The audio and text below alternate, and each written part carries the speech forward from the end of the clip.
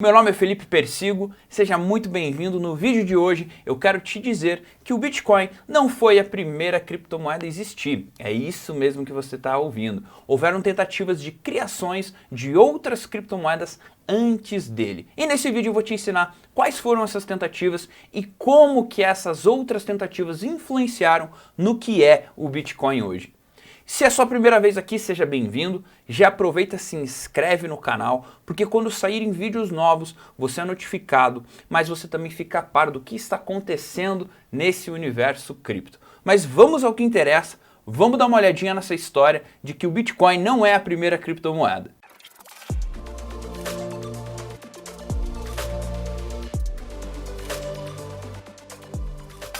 Então antes da gente começar, deixa eu te contar uma novidade. Houveram tentativas de 4 criptomoedas antes do Bitcoin, cada uma com um projeto específico, mas a única que triunfou de fato foi o Bitcoin.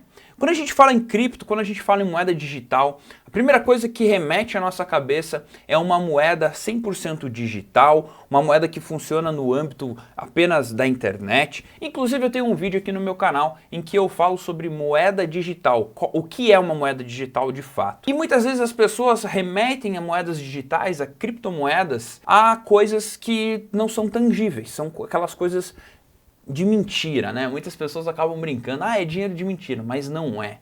Não é. E deixa eu te contar um pouquinho a respeito dessas tentativas, mas antes de tudo eu preciso que você entenda que criptomoeda são moedas digitais com base na criptografia, tá bom? A primeira delas então, a primeira tentativa que surgiu foi na década de 90, 1990, a DigiCash é fundada por David Chaum. O David Chaum era um criptógrafo, era um cara brilhante, que ele participava desse grupo, desse fórum de cyberpunks. Os cyberpunks, para quem não sabe, eram aquelas pessoas idealizadoras de tecnologia, que queriam privacidade no âmbito financeiro, no âmbito digital, até porque a internet estava começando naquela época. Então essas pessoas se reuniam e não eram pessoas pouca coisa assim não, tinham PhDs, muitos estudiosos. E a DigiCash, então, ela foi fundada pelo David Chaum, e o David Chaum ele ficou muito conhecido por ter criado a assinatura cega de e-mails. Então ele utilizava essa tecnologia, essa criptografia que ele desenvolveu, para que as transações de e-mail fossem sigilosas. Só quem enviava e quem recebia poderia abrir a mensagem e ler aquele conteúdo. E aí foi pela primeira vez imputado algo que nós conhecemos hoje como chaves públicas e chaves privadas. Se você conhece um pouquinho do Bitcoin, já viu aqui os meus vídeos, você provavelmente já deve estar entendendo o que eu estou falando, e se você não entende, então fica tranquilo que eu já vou te explicar. E é muito louco pensar que a DigiCash, ela teve parcerias com Deutsche Bank, Credit Suisse, Banco da Áustria, dentre outros grandes bancos, porque a DigiCash ela foi algo criado para que você conseguisse manter o sigilo das transações dentro de um ambiente, dentro do próprio banco, onde essas transações seriam sigilosas e apenas pessoas específicas e grupos específicos saberiam quem está enviando e recebendo o dinheiro. E o mais louco pensar é que o Bill Gates ofereceu 100 milhões de dólares para acelerar esse produto, né, essa empresa, só que o David Chaum falou assim, ele quis dar uma desperto com o Bill Gates. Na verdade, eu não quero 100 milhões de dólares, eu quero 2 dólares por cada Windows 98 a ser vendido. E aí, obviamente, que o Bill Gates olhou e falou, meu amigo, tchau. E nunca mais o David Chaum teve essa oportunidade. Ele também recusou oportunidades de 50, 30, 20 milhões de dólares, mas eventualmente ele não quis. E sabe o que aconteceu? A DigiCash deixou de existir. E aí nós temos o nosso segundo caso, 1997, Hashcash por Adam Back. O Adam Back também era uma dessas pessoas, esse criptógrafo, cyberpunk, que participava desse grupo de pessoas, PhDs, que desenvolviam coisas. E ele criou algo para e-mails. Como assim algo para e-mails? Ele chamou algo que chamava-se assim, esquema de postagem baseado em colisão parcial de hash. Provavelmente você não entendeu nada, mas deixa eu te explicar um pouquinho na prática e de uma forma simples. Ele conseguiu desenvolver um mecanismo em que você usava o hash da transação, o hash de uma determinada análise de alguma coisa. Então, por exemplo, quando você vai fazer um hash, uma criptografia de hash, você pega, por exemplo, o conteúdo de uma mensagem, ele lê pixel por pixel e aí ele gera um hash daquela mensagem. Então ele fazia isso nos e-mails. E por que ele fazia isso? Porque ele queria verificar se aquele e-mail era um spam ou ele não era um spam. E aí, para que o e-mail fosse considerado algo ok e não spam, ele passava por algo chamado prova de trabalho, para provar que aquele e-mail era verdadeiro. E aí nós temos então uma segunda tecnologia que provavelmente você já deve ter ouvido aqui, o Proof of Work, a prova de trabalho pela verificação de hash. Você já vai ver onde eu vou chegar com todas essas tecnologias de cada uma dessas tentativas, mas se você já está gostando do vídeo, já aproveita e deixa o like aqui, porque eu preciso levar esse conteúdo para mais pessoas. Mais pessoas precisam conhecer sobre esse assunto e você clicando no like, você me dá uma ajuda nisso. Então, nossa terceira tentativa, nós temos o B-Money em 1998 pelo Wei Dai. O Wei Dai, ele foi um criptógrafo também, PhD, da mesma turma lá do Cyberpunks. E até um parênteses aqui, essa galera, todo mundo se conversava nos fóruns. Então não tinha Facebook, não tinha Instagram, não tinha nada disso. Só tinha esses fóruns onde as pessoas publicavam seus artigos, suas ideias e discutiam com outras pessoas no ramo para ver se faria sentido ou não faria sentido. E aí ele publica, então, esse artigo, né?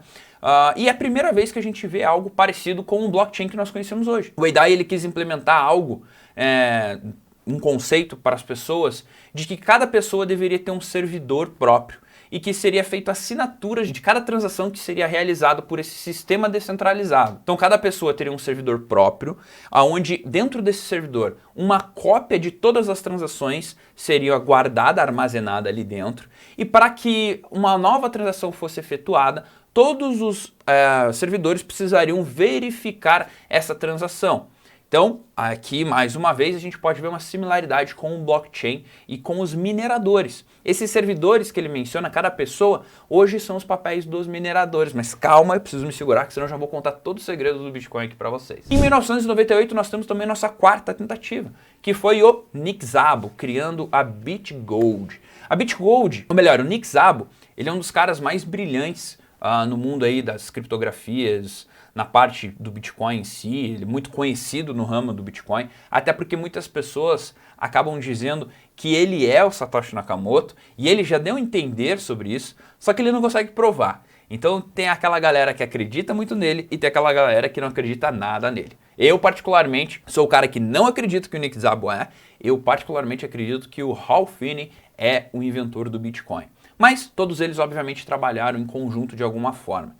Então o Nick Szabo, ele cria a sua primeira ideia de uma criptomoeda descentralizada, operacional, diferente de outras tentativas que eram tecnologias mais separadas, mas que não triunfaram. Então a BitGold também acabou não triunfando, mas um fato curioso é que a BitGold, o artigo dela, né, o white paper dela, foi publicado meses antes do Bitcoin. Então existe aquela dúvida, será que o Nick Szabo ele não comentou nada porque ele se sentiu ameaçado pelo Bitcoin? Fica essa dúvida no ar. Por que que o Bitcoin e o BitGold foram muito parecidos? E deixa eu te contar uma coisa, não sei se você percebeu. Se a gente pegar essas quatro tentativas, então vamos lá. A primeira delas, nós temos a DigiCash, depois nós temos a Hashcash, B-Money e BitGold. Na DigiCash, a gente tem um conceito implementado que é chave pública e chave privada.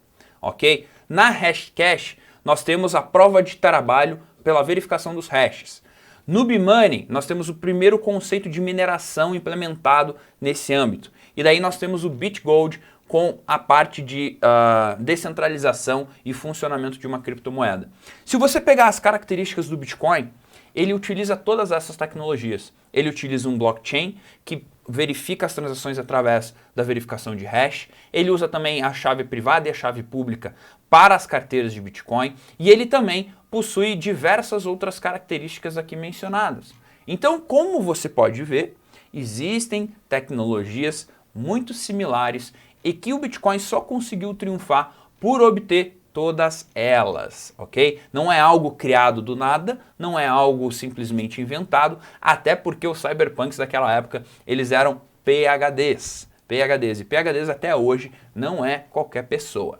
E deixa eu te perguntar uma coisa, você sabia dessa história? Você sabia dessas outras tentativas? Você sabia do BitGold, do Hashcash, do DigiCash, do B-Money? Me conta aqui nos comentários que eu quero saber de você o que você achou dessas outras tentativas. E será que vão vir outras tentativas que vão superar o Bitcoin? Deixa aqui nos comentários que eu quero saber a sua opinião.